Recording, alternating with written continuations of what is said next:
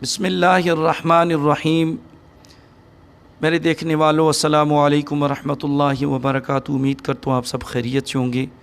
دوستو، آج تعزیت کے موقع پر یعنی جس گھر میں فوت کی ہو جائے وہاں لوگ جاتے ہیں دعا کرنے، پھر دعا کرتی ہیں، دعا کے اندر وہ ہاتھ اٹھاتے ہیں تو کئی احباب کہتے ہیں نہیں جی دعا تو کریں لیکن دعا کے اندر ہاتھ نہ اٹھائیں، کیونکہ یہ عمل نبی پاک صلی اللہ علیہ وآلہ وسلم نے نہیں فرمایا۔ تو دیکھو، جس کو بھی اگر کوئی بندہ ایسا کہے کہ جی نہیں ہاتھ نہ اٹھائیں، یہ عمل نبی پاک صلی اللہ علیہ وسلم نے نہیں فرمایا، تو اسے آپ یہ پوچھیں بھائی فرمایا نہیں کیا، یہ عمل نہیں کیا آپ صلی اللہ علیہ وسلم نے، لیکن بتاؤ منع کس وقت کیا ہے؟ منع کی بھی تو کوئی دلیل بتاؤ نا۔ یہ تو کوئی بات نہیں ہے کہ آپ صلی اللہ علیہ وسلم نے نہیں فرمایا اور پھر وہ ہم بھی چھوڑ دیں، ہم بھی نہ کریں۔ یہ کوئی دلیل نہیں ہے۔ منع کی دلیل بتاؤ کہ کہیں ایسی ایک چھوٹی سی حدیث مبارکہ ہو کہ جب آپ صلی اللہ علیہ وسلم نے فرمایا کہ تعزیت کے موقع پر میں نے تو دعائیں کی، ہاتھ میں نے نہیں اٹھائے تو لہٰذا آپ لوگوں نے ہاتھ نہیں اٹھانا۔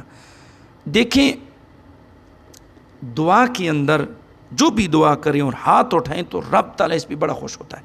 یہ حدیث مبارکہ ہے کہ ان ربکم حی کریم یستحیی من عبدہ اذا رفع یدیہ ان یردہما صفرا۔ ابو داؤد شریف جلد نمبر 1 صفحہ نمبر 215، ابن ماجہ صفحہ نمبر 283، ترمذی جلد 2 صفحہ نمبر 170، مشکات شریف کے اندر بھی یہ حدیث موجود ہے، مبارکہ موجود ہے کہ بے شک تمہارا رب بہت زیادہ حیا اور بخشش والا ہے۔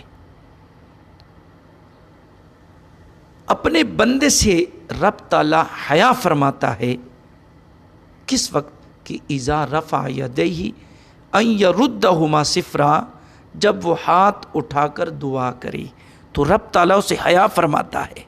کس لیے؟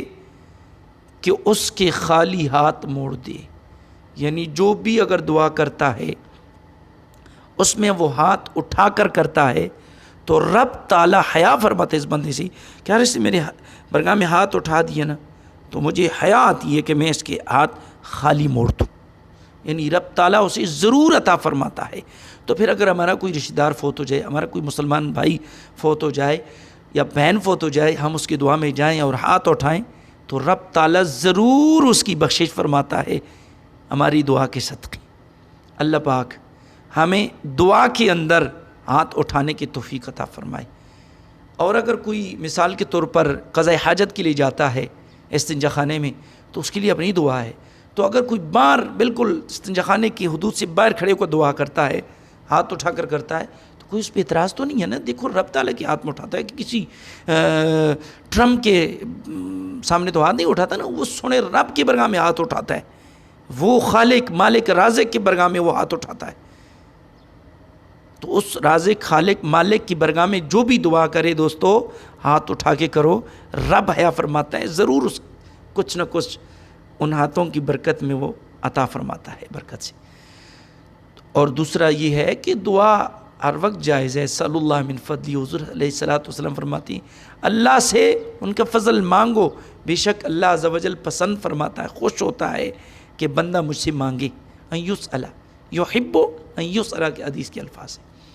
تو دوستو آپ نے اس ویڈیو کو شیئر کریں، کومنٹ لائک ضرور کریں، حوصلہ افزائی ہوگی۔ دوستو تعزیت کے موقع پر بھی دعا کریں تو ہاتھ اٹھا کے کریں، رب تعالیٰ بہت خوش ہوتا ہے۔